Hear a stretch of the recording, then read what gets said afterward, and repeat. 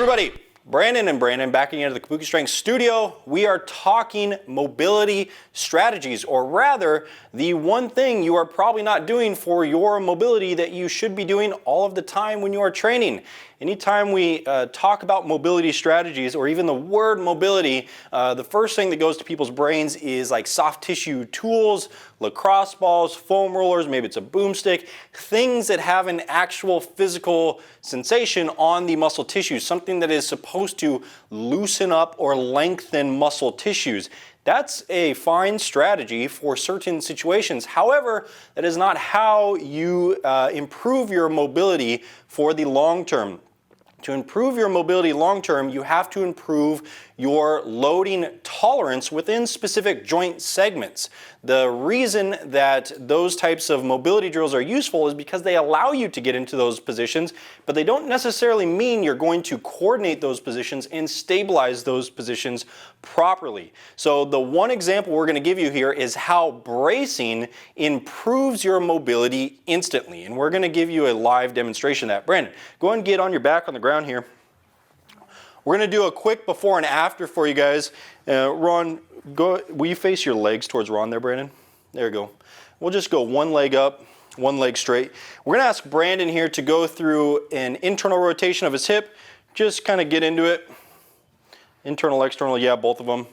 Good. So what we're demonstrating there is some of Brandon's active range of motion. This is what his hip is capable of when he's kind of lax, hanging out in position.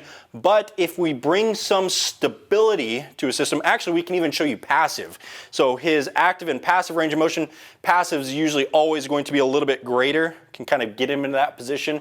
A lot bigger mobility there, a lot greater range of motion there, certainly a lot there. So there's a difference between passive and active. And now if we introduce stability at the joint in this position, we will get even more. So if we ask Brandon to brace, he already knows how to brace a little bit. Now we're going to go back into that internal rotation and external rotation. Good.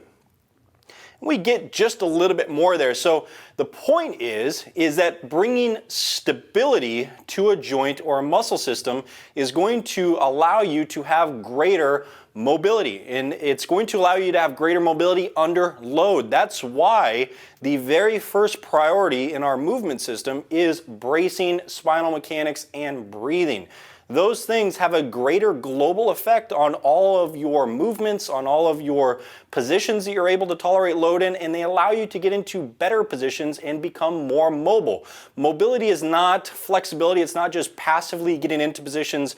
Mobility is certainly not synonymous with soft tissue interventions, and that is something that needs to be abundantly clear, that mobility strategies cannot just be loosening up your pecs and doing a pec stretch or doing a lat stretch. That is one singular tool and strategy for the entire system or problem that you're trying to address. However, it is not the only path to get there. The first thing that you should be doing is improving your bracing, improving your breathing, and that's going to bring stability to those joints. And stability is the thing that allows you to express mobility under load, which is what everybody cares the most about.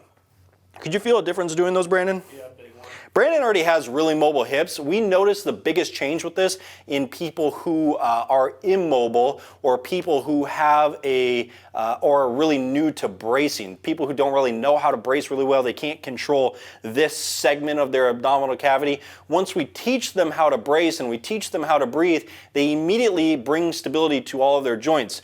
Mobility restrictions are also somewhat of a protective mechanism your body uses to prevent you from loading positions that are perceived as probably dangerous. And your body says, hey, we don't have the capacity to load this range of motion, so we are going to prevent you from moving into that range of motion. And that's really what lack of mobility is. So you have to bring stability to the system if you want to appreciably improve your mobility long term.